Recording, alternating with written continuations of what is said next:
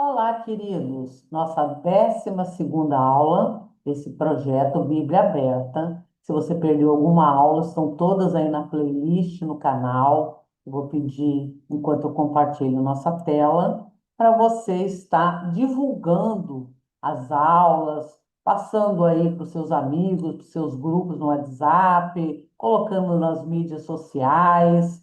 Faça esse conteúdo chegar a mais pessoas. Eu também vou pedir para você assinar o canal, porque lá nós temos sempre novidade. Essas aulas eu estou postando sempre, cada semana, até o final desse projeto, que é a primeira carta de Paulo aos Tessalonicenses. Estamos estudando aqui nessa primeira fase. Eu vou pedir para você, então, ficar de olho nas notificações, que toda semana estamos postando lá uma aula nova até o findar desse projeto. E aqui entramos hoje no capítulo final de 1 aos Tessalonicenses, que a nossa epígrafe traz aqui: a vinda do Senhor é certa e repentina. Ele está aqui já introduzindo, nesse capítulo 5, que é o último capítulo de 1 aos Tessalonicenses, a parousia, a escatologia, a parte dos acontecimentos dos últimos tempos. Então ele começa lá: irmãos, relativamente aos tempos, e aqui eu vou explicar um pouquinho melhor a questão do Cronos e as épocas. Eu vou explicar melhor também esse termo do Kairos, que são os momentos oportunos. Não há necessidade que eu vos escreva, pois vós mesmos estáis inteirados com precisão. Aqui esse advérbio é acuradamente. Então, é algo que ele está dizendo. Vocês estão inteirados acuradamente, precisamente, de que o dia do Senhor vem como ladrão. Essa palavra é ladrão mesmo no grego, de noite. Imagina que essa metáfora que ele usa, ele está utilizando aqui de duas metáforas interessantes, né? Essa jogada aqui de palavras, o ladrão e a noite. Porque à noite está tudo escuro, está tudo difícil, é muito mais complicado você enxergar alguma situação à noite. E o ladrão, você nunca sabe quando ele vem. É aquele momento repentino, de surpresa, não tem aquela previsão. Então, ele usa aqui essa conjunto de palavras para dizer exatamente isso, que ninguém sabe o dia. Ele vem como um ladrão de noite. 3. Quando andarem dizendo paz e segurança, eis que lhes sobrevirá repentina, e essa é realmente essa palavra repentina ou de repente, destruição, como vem as dores de parto, a que está para dar à luz, e de nenhum modo escaparão. Outra metáfora que ele utiliza, que é fácil da gente imaginar, as dores de parto para quem dá à luz, em um parto normal, realmente é algo que, de modo nenhum, a pessoa vai escapar desse tipo de dores, de sofrimento, para poder trazer o seu filho à luz. Então, essas comparações que ele traz aqui com relação à vinda do Senhor, a escatologia, os acontecimentos finais, não podem escapar aos nossos olhos quando a gente faz essa leitura. Aqui eu quero desmistificar um pouco o tempo no grego. Muitos, de uma maneira equivocada, eles dizem que o kairos seria o tempo de Deus e o cronos o tempo do homem. De alguma forma, eu vou explicar os termos e vou dizer para você, tanto o Kairos quanto o Cronos são tempos de Deus, porque tanto o cronológico como o tempo oportuno são tempos que o Senhor tem o controle sobre eles e que ele tem em suas mãos. Então, vamos falar primeiro do Kairos.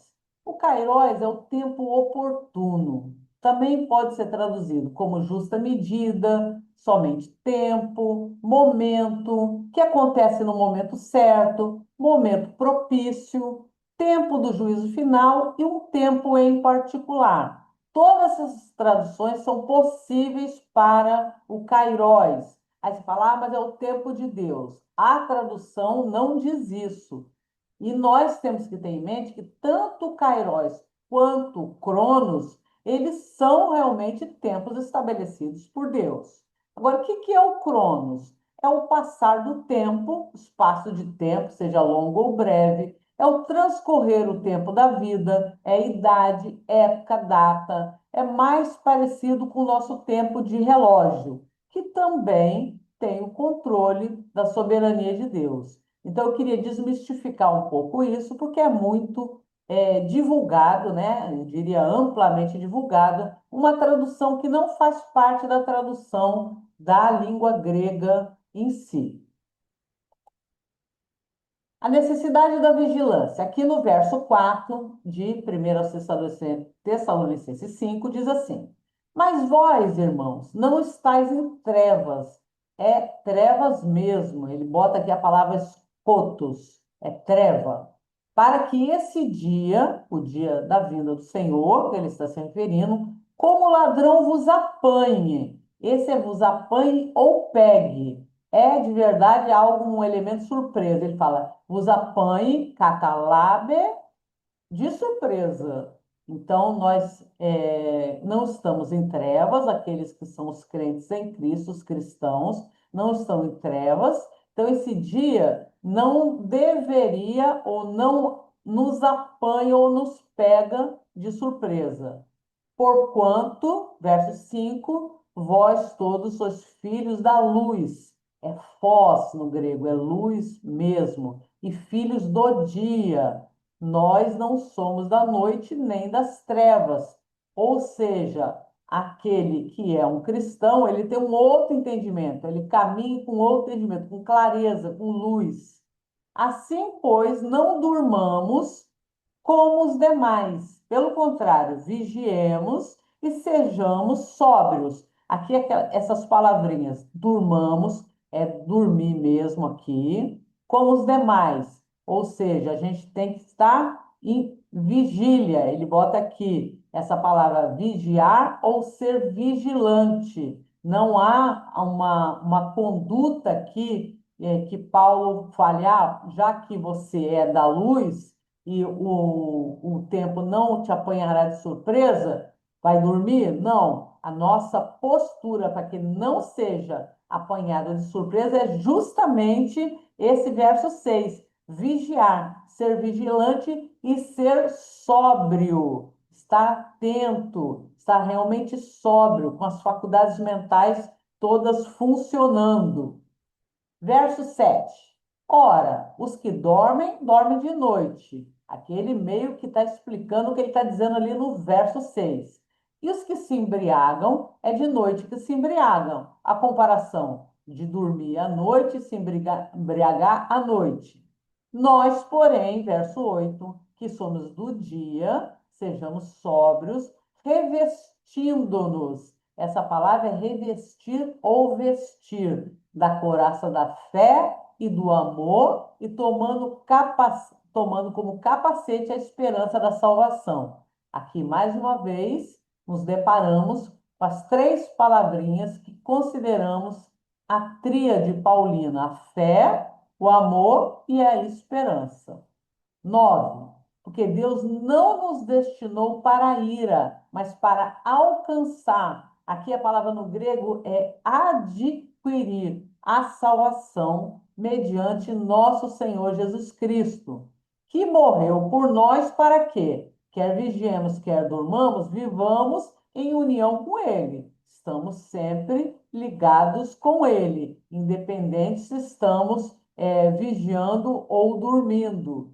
Consolai-vos, pois, uns aos outros e edificai-vos reciprocamente, como também estáis fazendo. Então, a nossa vida de união com Ele traz para a gente esse revestimento da couraça da fé, do amor, do capacete da esperança, porque Deus não nos destinou para a ira, mas sim para a salvação, através de Jesus. Morreu por nós, ele mais ou menos, ele mais uma vez reiterando, né?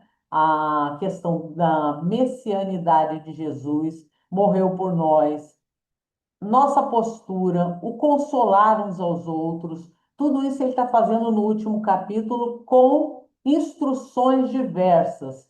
E ele aqui entra numa fase de realmente diversos preceitos que a nossa epígrafe traz. E eu vou terminar nessa tela e na próxima aula a gente termina, então, a carta. E ele diz assim: Agora vos rogamos, irmãos, que acateis com apreço os que trabalham, ou aqueles que fazem o trabalho exaustivo, né? É uma tradução mais aproximada, entre vós e os que vos presidem. Aqui ele não usa a palavra pastor, presbítero, ancião, dirigente da igreja, mas ele usa uma palavra que remete à liderança local dentro dessa igreja, os que presidem no Senhor e vos admoestam. Eles não só presidem, como eles também estão ali exortando, admoestando. E que os tenhais com amor em máxima consideração, por causa do trabalho que realizam. Viver em paz uns com os outros. Mais uma vez, ele fala do relacionamento entre os irmãos, de viver em paz. E aqui ele fala para que tenhamos amor e máxima consideração aos que presidem, por causa do quê? Do trabalho que realizam dentro daquela comunidade de fé. Então, espero que tenham gostado. Na próxima aula estaremos, então, encerrando essa carta. E eu peço a você que você compartilhe e que você esteja fazendo com que o canal, então, tenha mais essa visibilidade. Eu agradeço por terem assistido e até a próxima, querendo Deus.